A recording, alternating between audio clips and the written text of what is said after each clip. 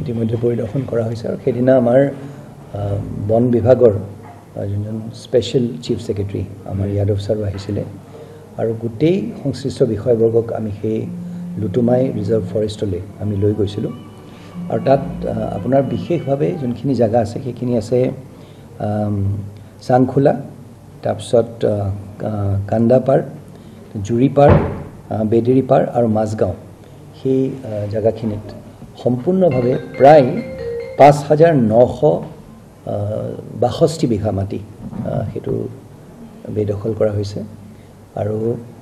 সেই তাত চক 1919 চনতে এই জায়গাটুকুৰা এই ৰিজাৰ্ভ ফৰেষ্ট ডিক্লেয়াৰ কৰা হৈছিলে আৰু 1919 চনত যদি ঘোষণা কৰা হৈছে আৰু সেই তাৰ কাগজপত্ৰ আমাৰ হাতত আছে তাৰ ভিতৰত আবণ্টন দিয়া বা ধৰি লওক কিবা সেটেলমেন্ট পোৱাৰ সেই প্ৰশ্নটো নুঠে আৰু বিশেষকৈ ৰিজাৰ্ভ ফৰেষ্টৰ ক্ষেত্ৰত সেইটো নুঠে সেই তাৰ বাবে কিবা কাৰণবশতঃ তেওঁলোক আহি পেলাই তাত বসবাস কৰিলে সেইটো আমি মানিছোঁ কিন্তু ৰিজাৰ্ভ ফৰেষ্ট মানে ৰিজাৰ্ভ ফৰেষ্ট চৰকাৰী মাটি মানে চৰকাৰী মাটি আৰু সেই তাত কোনো দ্বিতীয় এটা ৰায় বা দ্বিতীয় এটা মত হ'ব নোৱাৰে সেই তাৰ বাবে আজি মই আকৌ একেষাৰ কথা ক'ব বিচাৰিছোঁ প্ৰায় ৩ মাহৰ আগতে আমি তেওঁলোকক নটিচ দিছিলোঁ বা তেওঁলোকক অৱগত কৰা হৈছিলে আৰু এই প্ৰক্ৰিয়া আজি নহয় সেইকাৰণে কাইলৈ আমি যদি এই উচ্ছেদৰ প্ৰক্ৰিয়া আৰম্ভ কৰোঁ এইটো নহয় যে আমি হঠাতে কাকো সময় নিদিয়াকৈ কৰিছোঁ সময় পৰ্যাপ্ত পৰিমাণৰ দিয়া হৈছে এইটো পৰ্যন্ত দিয়া হৈছে যে তেওঁলোকৰ ধান পকা নাই সেই ধান নপকাৰ কাৰণে সেই ধান পকিবলৈ বা ধান কাটি যাতে তেওঁলোক আমি মানিছোঁ তেওঁলোকে বহুত দিন তাত আছোঁ বুলি কৈছে সেই তাৰ বাবে ধান কাটি পেলাই লৈ যাবলৈও দিয়া হৈছে কিন্তু ডাঙৰীয়া চক এটা কথা যে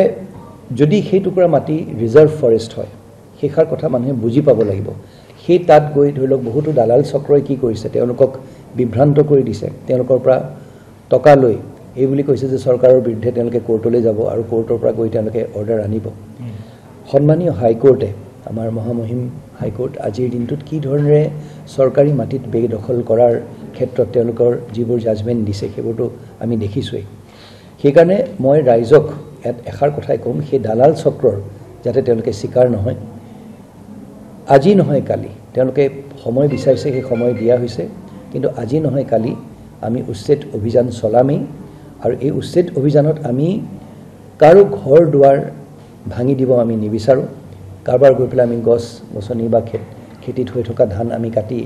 নষ্ট কৰি দিব নিবিচাৰোঁ সেইকাৰণে তেওঁলোকক সময় দিয়া হৈছে আৰু আমি আশা কৰিছোঁ যে এইখিনি কথাৰ হৃদয়ংগম কৰি তেওঁলোকে ভালকৈ বুজি পায় যিখিনি সময় দিয়া হৈছে সন্মানেৰে যাতে তেওঁলোকে সেই জায়গাখিনি দখলমুক্ত কৰি দিয়ক অন্যথা আমি বিধিগত ব্যৱস্থা ল'বলৈ বাধ্য হ'ম আৰু কি হয় এটা হুলস্থুল লাগে আৰু এটা কথা মই আৰু ক'ব বিচাৰিছোঁ যে চক ইয়াত মানে এনেকুৱা এটা কথা কোৱা যায় যে কিছুমান এক শ্ৰেণীৰ লোককহে আমি টাৰ্গেট কৰিছোঁ বা হেৰি আমি প্ৰায় 100 বিঘা মাটি খিলঞ্জীয়া ঘৰত অসমীয়া কথা পতা মানুহৰ 100 বিঘা মাটি তেওঁলোকৰ বেদখল আছিলে মাটি তেওঁলোকে তামোল খেতি আছিলে বাকীবিলাককো যেনেকৈ সময় দিয়া হৈছে তেওঁলোককো আমি এমাহৰ সময় দিছিলোঁ আৰু তামোল কাটি তেওঁলোকে লৈ গৈছে সেই জাগাটুকুৰা তেওঁলোকে খালী কৰিবলৈ বাধ্য হৈছে সেইকাৰণে সেই তেনেকুৱা ধৰণৰ এটা কাহিনী মানুহক হেৰি কৰি সেইটো বিভ্ৰান্ত কৰাটো ভুল কথা পৰ্যায়ক্ৰমে হ'ব ধৰি লওক এইমাত্ৰ আমি প্ৰথমতে আমি 1,500 বিঘা কৰিম তাৰপিছত বাকীখিনি কৰিম সেই তেনেকৈ আমি পৰ্যায়ক্ৰমে কৰি যাম কিন্তু চৰকাৰী মাটি যোনে বেদখল কৰিছে বা ৰিজাৰ্ভ ফৰেষ্টৰ মাটি যোনে বেদখল কৰিছে সেই মাটিৰ পৰা মাটিত আমি উচ্ছেদ অভিযান চলাবই লাগিব আৰু সেই মাটি আমি দখলমুক্ত কৰিবই লাগিব সেইটো আমাৰ দায়িত্ব আৰু সেই দায়িত্ব আমি পালন কৰিম